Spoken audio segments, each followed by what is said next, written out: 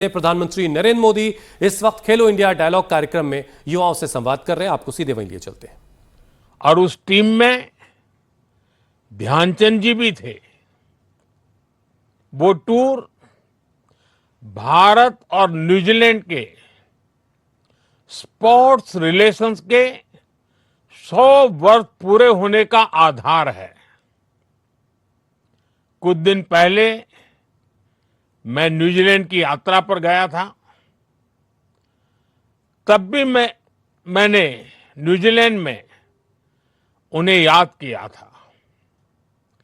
Major Dhyanchand जी ने जिन रिश्तों की नींव रखी थी, आज भारत उन रिश्तों की समृद्धि के लिए निरंतर काम कर रहा है। साथियों, मैंने इस 15 अगस्त को लाल किले से भारत का स्पोर्ट्स विजन देश के सामने रखा है। जब मैं स्पोर्ट्स की बात करता हूं तो ये केवल मेडल जीतने तक सीमित नहीं है। ये विकसित भारत के निर्माण में भारत की खेल शक्ति और भारत की युवा शक्ति को एक साथ जोड़ने का अभियान है। मैं हमेशा कहता आया हूं, जो खेले वो खिले। और खेल में खिलना सिर्फ मैदान पर जीतना नहीं है। खेल में खिलना मतलब व्यक्तित्व का खिलना, परिवार का खिलना और देश का गौरव बढ़ाना। साथियों, जब कोई खिलाड़ी सफल होता है तो वो सफलता केवल उसकी नहीं होती, उसकी सफलता से उसके परिवार की पहचान बनती है, प्रतिष्ठा बढ़ती है। जिस स्कूल और कॉलेज में वो पढ़ा उसकी प्रतिष्ठा बढ़ती है, उसके जिले और राज्य की पहचान और मजबूत होती है। यानी दुनिया उस खिलाड़ी के नाम से उस शहर या राज्य को पहचानने लगता है। और जब ऐसी अनेक सफलताओं को लेकर कोई क्षेत्र ग्लोबल स्पोर्ट्स मैप पर चमकता है तो दुनिया का उस शहर को देखने का नजरिया भी बदल जाता है। आज के इस कार्यक्रम में देश के जिन सैकड़ों जिलों के खिलाड़ी जुड़े हुए हैं, हर जिले में दुनिया के स्पोर्ट्स मैप पर चमकने की ताकत है। इस ताकत को समझते हुए ही हमें इस संवाद कार्यक्रम को आगे बढ़ाना है। साथियों, इस बार लाल किले से मैंने खेलों से जुड़ी एक बहुत बड़ी चुनौती की तरफ भी देश का ध्यान दिलाया है। ये चुनौती ओलंपिक्स से जुड़ी है। एक कड़वी सच्चाई ये है कि ओलंपिक्स में जितने अलग अलग स्पोर्ट्स होते हैं, भारत की टीमें उसमें से आधे स्पोर्ट्स में हिस्सा ही नहीं लेती। यानी मेडल टैली के एक बहुत बड़े हिस्से के लिए तो हम compete ही नहीं करते। और दशकों से ऐसा ही चला आ रहा है।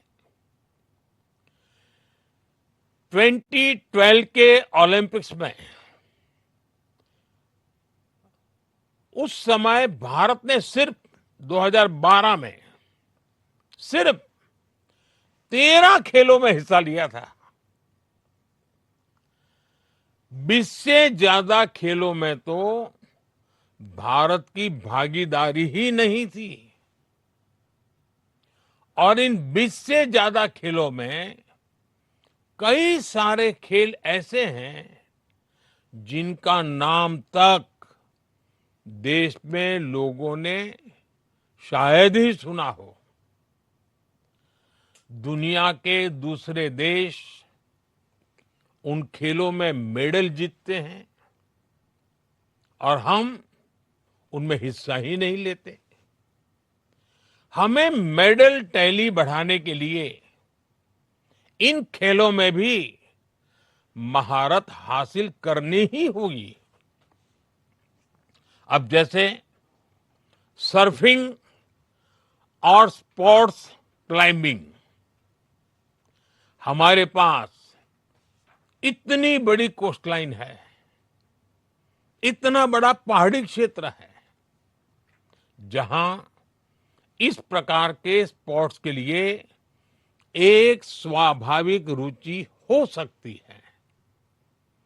हमारे पास वाटर स्पोर्ट्स से लेकर विंटर स्पोर्ट्स तक के लिए डेमोग्राफी भी है और जियोग्राफी भी है, लेकिन फिर भी हम ऐसे खेलों में दुनिया में कहीं दिखते ही नहीं है। इसलिए हमें अलग अलग जिलों में ऐसी संभावनाओं को तलाशना होगा जहां किसी एक खास स्पोर्ट्स का इकोसिस्टम विकसित हो सके। और इसमें आज के इस कार्यक्रम की बहुत बड़ी भूमिका है। साथियों, जब हम 2036 ओलंपिक्स की तैयारी की बात करते हैं तो हमारा फोकस ये होना चाहिए कि हमें आज से ही वो खिलाड़ी तैयार करने हैं जो 2036 में अलग अलग स्पोर्ट्स के लिए क्वालिफाई और compete करेंगे। और इसलिए लाल किले से मैंने 5 साल की उम्र से 15 साल की उम्र के खिलाड़ियों की पहचान करने के लिए एक बड़े टैलेंट हंट अभियान का ऐलान किया है। और इसमें भी हमें केवल ये नहीं देखना है कि किस बच्चे की किस खेल में रुचि है, बल्कि ये भी देखना है कि कौन सा बच्चा किस खेल के लिए फिट है। हमें उस हिसाब से ही उस बच्चे को ट्रेनिंग देनी होगी। और मैं आप सभी को भरोसा देता हूं, इसके लिए सरकार की तरफ से जो भी सपोर्ट चाहिए, सरकार उसमें आपके साथ कंधे से कंधा मिलाकर चलेगी। साथियों, हमारी सरकार भारत में 21वीं सदी का आधुनिक स्पोर्ट्स इकोसिस्टम बनाने के लिए पूरी तरह प्रतिबद्ध है। आज स्पोर्ट्स यूनिवर्सिटी से लेकर आधुनिक ट्रेनिंग सेंटर्स तक देश में एक ऐसी व्यवस्था बनाई जा रही है जिसमें प्रतिभा को पहचानने से लेकर उसे दुनिया के मंच तक पहुंचाने तक हर स्तर पर सहयोग मिले। हम दुनिया के दूसरे देशों के साथ भी स्पोर्ट्स साइंस, ट्रेनिंग, कोचिंग और अनुभव साझा करने के लिए सहयोग बढ़ा रहे हैं। साथियों, स्पोर्ट्स को लेकर सरकार कितनी गंभीर है, ये आयोजन भी इसका उदाहरण है। खेलो इंडिया संवाद सिर्फ खेल की बात करने का कार्यक्रम नहीं है, एक ऐसे संवाद का मंच है जिसका एक एक विचार देश के स्पोर्ट्स विजन को एक नई दिशा दे सकता है। और इसके साथ जो युवा संवाद हो रहा है, वो कार्यक्रम आपके आइडियाज और एस्पिरेशंस को देश के सपनों से जोड़ने का बहुत बड़ा माध्यम है। इस कार्यक्रम में sports ecosystem, talent development, governance और विकसित भारत को लेकर युवा क्या सोचते हैं, उनके सुझाव क्या है, इन बातों को सुना जाएगा और पॉलिसी प्रोसेस में शामिल किया जाएगा। इसलिए आप सबसे कहूंगा कि जितना ज्यादा से ज्यादा हो सके इस मंच का सार्थक उपयोग कीजिए, नए आइडियाज आने दीजिए। युवा शक्ति के ये नए आइडियाज ही विकसित भारत की सिद्धि की ताकत बनेंगे। साथियों, हम अक्सर सुनते हैं एक स्वस्थ समाज के लिए, एक अच्छी पारिवारिक व्यवस्था के लिए, एक बेहतर कार्य संस्कृति के लिए स्पोर्ट्स पर्सन स्पिरिट बहुत जरूरी होती है। और ये स्पोर्ट्स पर्सन स्पिरिट खेल के मैदान में गए बिना सीखनी बहुत मुश्किल होती है। खेल हमें केवल चैंपियन बनना ही नहीं सिखाता, बल्कि खेल हमें एक बेहतर कंपटीटर बनाना भी सिखाता है। उठना, गिरना, गिरकर फिर से उठना, स्पोर्ट्स ये जज्बा हमारे भीतर लाता है। साथियों, खेलों से जीवन कैसे बदलता है, इसका एक बड़ा उदाहरण हमारे पैरा एथलीट्स हैं। पैरा एथलीट्स को जब कोई मैदान में देखता है तो जीवन के बारे में सोचने का नजरिया बदल ही जाता है। और जब वो कुछ अचीव करता है तो उस एथलीट के साथ ही उसके पूरे परिवार को नई जिंदगी मिल जाती है। वो माँ बाप, भाई बहन जो अपने उस बच्चे को शुरुआती दिनों में संघर्ष करते देखते हैं, उनके लिए उस दिव्यांग खिलाड़ी की सफलता उनके सपनों को, उनके हौसलों को भी एक नई ऊंचाई दे देती है। साथियों, मैं खुद ऐसे प्लेयर से हमेशा इंस्पायर होता रहा हूं। अब जैसे आपने सबने नाम जो सुने हैं, आर्चरी में हमारी एक बेटी एक कमाल की खिलाड़ी है। नाम जानते हैं आप? शीतल। जब पैरालंपिक में उन्होंने मेडल जीता तो पूरा जम्मू कश्मीर, पूरा हिंदुस्तान गर्व से भर उठा। ऐसे ही हमारी एक और बेटी अवनी लेखरा है, जिन्होंने दो बार पैरालंपिक के मेडल जीते। मैं जब भी बेटी अवनी से मिलता हूं, बहुत गर्व महसूस करता हूं। सुमित अंतिल हो, नीतीश कुमार हो, और अभी अभी तो आपने नाम सुना होगा हमारे जंडू कुमार। ऐसे हमारे पैरा एथलीट्स हैं। ऐसे हर साथी हमें भी प्रेरित करते हैं। साथियों, स्पोर्ट्स एक बेहतर जीवन की गारंटी है। स्पोर्ट्स हमें बेहतर जीवन जीने के लिए फिट बनाता है, हमारी क्वालिटी ऑफ लाइफ को बेहतर करता है।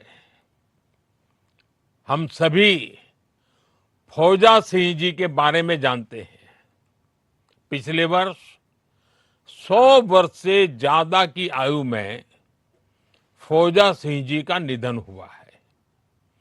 खेल के प्रति प्यार हो, फिटनेस हो, तो ये कैसे जीवन पर्यंत चलता है, फौजा सिंह जी इसकी मिसाल थे। उनका जीवन इस बात की बहुत बड़ी प्रेरणा है कि कैसे स्पोर्ट्स और क्वालिटी ऑफ लाइफ आपस में जुड़े हुए हैं। साथियों, स्पोर्ट्स का एक और बहुत बड़ा फायदा होता है, जो असली खिलाड़ी होते हैं उनमें ड्रग्स, नशे से दूर रहने की इच्छा शक्ति भी पैदा हो जाती है। आज जब नशे की इतनी बड़ी चुनौती युवाओं के सामने है, तो स्पोर्ट्स इसमें भी बहुत सार्थक भूमिका निभाता है। साथियों, मुझे खुशी है कि आज भारत में स्पोर्ट्स एक बेहतरीन प्रोफेशन के तौर पर उभरा है। समाज में स्पोर्ट्स को लेकर नजरिया बदला है। आज आप देखिए, हमारे देश में लोग ट्रायथलॉन में हिस्सा ले रहे हैं। 5K और 10K रेसेस दौड़ रहे हैं। यार दोस्त मिलकर हाई रॉक्स जैसे चैलेंजेस को पूरा कर रहे हैं। कोई पहली बार शीर्षासन करने की खुशी मना रहा है, तो कोई दोस्तों और फैमिली के साथ मिलकर पीकल बॉल और बैडमिंटन खेल रहा है। ये छोटी छोटी चीजें हैं, लेकिन अगर इसको एक बड़े नजरिए से देखें तो इसमें बहुत बड़ा चेंज नजर आएगा। चेंज ये कि स्पोर्ट्स अब हमारी जिंदगी का हिस्सा बन रहा है। अगर पढ़ाई और कैरियर का टाइम टेबल बन रहा है, तो दिन भर के रूटीन में स्पोर्ट्स को भी जगह मिल रही है। और यही चेंज है, यही परिवर्तन है, जिसके कारण भारत के स्पोर्ट्स फ्यूचर पर भरोसा भी बढ़ रहा है। साथियों, देश में स्पोर्ट्स कल्चर तभी बनता है जब सामान्य मानवी इससे जुड़े। जब स्कूल्स स्पोर्ट्स के पीरियड को करिकुलर नहीं, जीवन का हिस्सा माने। जब ऐसा होता है तो इससे टैलेंट पूल भी बढ़ता है और स्पोर्ट्स को करियर मानने वाले बच्चों को उनकी फैमिली का सपोर्ट भी मिलता है। और इसलिए ही मैं कहता हूं, स्क्रीन से ज्यादा स्पोर्ट्स सेंटर्स की अहमियत है। प्ले स्टेशन से ज्यादा प्ले ग्राउंड की अहमियत है। और ये तभी होगा जब आप सब युवा साथी इस अप्रोच को आगे बढ़ाएंगे। साथियों, मुझे भारत की युवा शक्ति के सामर्थ्य और उसकी सफलता पर बहुत भरोसा है। मैं देश के हर युवा से कहना चाहता हूं, खेल के मैदान में हो या समाज के बीच, आपकी भागीदारी ही भारत की शक्ति है। आपको खेल से प्यार है तो इससे जुड़ने के अनेक माध्यम बन रहे हैं। अब नए नए स्पोर्ट्स इक्विपमेंट आ गए हैं, नई टेक्नोलॉजी आ गई है, ट्रेनिंग और कोचिंग के तरीके बदल गए हैं, खेलों के आयोजन की, उसकी प्रतिस्पर्धा की, उसकी विधाओं की जरूरतें बदल गई हैं। इक्विपमेंट डिजाइन है, स्पोर्ट्स टेक्नोलॉजी है, स्पोर्ट्स मेडिसिन है, न्यूट्रिशन है, साइकोलॉजी, एनालिटिक्स, ऐसे अनेक क्षेत्रों में युवाओं के लिए नए अवसर बन रहे हैं। आपको ये अवसर छोड़ना नहीं है, इसलिए इस संवाद में खुलकर अपने आइडिया सामने रखिए। युवा शक्ति की ये भागीदारी विकसित भारत की सबसे बड़ी ताकत है। एक बार फिर आप सभी युवा साथियों को बहुत बहुत शुभकामनाएं। धन्यवाद। वंदे मातरम। तो यहाँ पर प्रधानमंत्री मोदी देश के युवाओं को, बच्चों को ये बता रहे थे कि ज़िंदगी में जो आप प्ले स्टेशन में बैठ के, घर में बैठ के प्ले स्टेशन खेलते हैं, उसको छोड़ना चाहिए। प्ले स्टेशन की जगह पे प्ले ग्राउंड में ज़्यादा वक्त बिताना चाहिए। युवाओं के मन में क्या है ये भी प्रधानमंत्री मोदी टटोलने की लगातार कोशिश करते हैं और साथ ही अपने मन के बात के जरिए संवाद करते हैं और साथ ही साथ 5 से लेकर 15 साल के खिलाड़ियों की पहचान करनी होगी। प्रधानमंत्री मोदी ने आह्वान किया है ताकि आने वाले वक्त में चाहे ओलंपिक्स हो या फिर कोई भी वर्ल्ड गेम्स हो, जहां पर भारत अपना परचम लहरा सके। और प्रधानमंत्री ने इस बात की तरफ भी इशारा किया कि बेहतरीन वर्क कल्चर तभी होगा जब आप स्पोर्ट्स बैकग्राउंड से आएंगे और इसीलिए आउटडोर गेम बहुत ज़रूरी हैं। वीडियो गेम के ज़रिए नहीं, एक स्पोर्ट्समैन जो स्पिरिट वो ग्राउंड पर आती है और इसीलिए आउटडोर गेम की प्रधानमंत्री तारीफ कर रहे थे और उसका जिक्र कर रहे थे। और उसके बाद जो आगे का काम है वो सरकारों का शुरू होगा। 5 से 15 साल के जो खिलाड़ी हैं फिर उनको देश भर से चुना जाएगा और उन्हें बेहतर ट्रेनिंग के साथ फिर दुनिया भर के प्लेटफॉर्म्स पर भेजा जाएगा।